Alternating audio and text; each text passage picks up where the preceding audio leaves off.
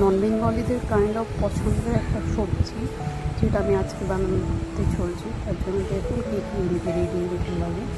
তার জন্য হচ্ছে লঙ্কা, হলুদ গুঁড়ো, এবং তাছাড়া হচ্ছে পেঁয়াজ, লঙ্কা কুচি আর টমেটো, আর দেখুন একটু আম চলকে আমি ভিজিয়ে রেখেছি।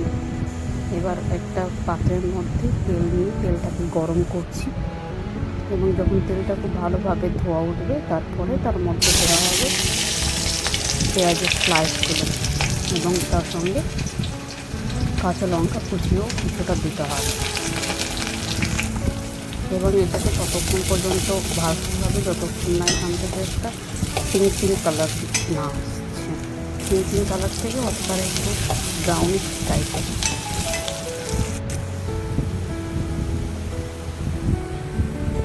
এবং যখন এটা কালার হয়ে যাবে তখন এখানে ফোড়নের জন্য আমাকে দিতে হবে জিরে, কালো জিরে, এবং তার সঙ্গে সঙ্গে একটু হচ্ছে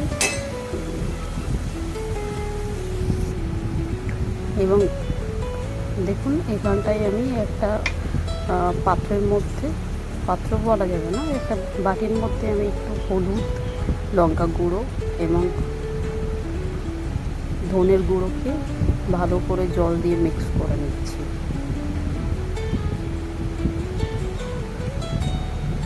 এটা এই কারণে দেওয়া হচ্ছে যেহেতু যখন আমি এটা তেলের মধ্যে দেবো এরকম সরাসরি, তখন এটা পুড়ে যাওয়ার একটা সম্ভাবনা থাকতে পারে।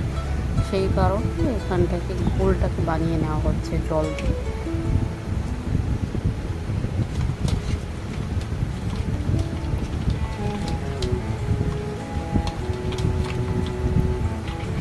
ঘোলটা যখন ভালোভাবে হয়ে যাবে তখন সেটাকে আমি তেলের মধ্যে বা ওই ফোড়নের মধ্যে এটাকে দিয়ে দেবো। দেখুন এবার দিয়ে দিচ্ছি এটাকে, এবং এটাকে ভালো করে আমি নেড়ে নেবো যাতে এর গন্ধটা, মানে হলুদের গন্ধটা যাতে না থাকে।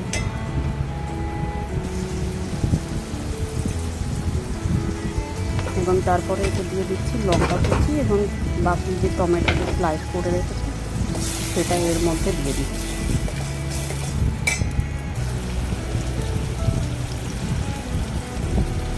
এবং তার সঙ্গে আমচুর বলা যাবে না, আমচুরি বলা যেতে পারে, সেটাকে ভিজিয়ে রেখেছেন সেটাকেও এর মধ্যে দিয়ে দিচ্ছি এবং খুব ভালোভাবে এটাকে মিক্স করে নিচ্ছি। এবার আমি আমার স্বাদ মতো, মানে সবার পছন্দ মতো, যে যেমন কম বেশি লবণ পছন্দ করে সে সেরকম লবণ দিই। তো আমি 1 চামচ লবণ দিয়েছি, এবং একটা স্পেশাল মশলা এরা ইউজ করে, সেই মশলাটাই এখানে দেওয়া হলো।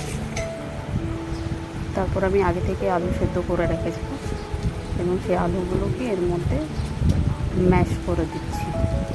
মানে পুরো ম্যাশ বলা যাবে, মানে কাইন্ড অফ ম্যাশ করে দিচ্ছি। এবং তার সঙ্গে একটু বিট লবণও দিয়ে দিচ্ছি যাতে স্বাদটা একটু ভালো হয়। এর জন্য 9 মান্থসের যে বেবি আছে তার জন্য আমি এখানে ডালিয়া রান্না করি। তার রেসিপি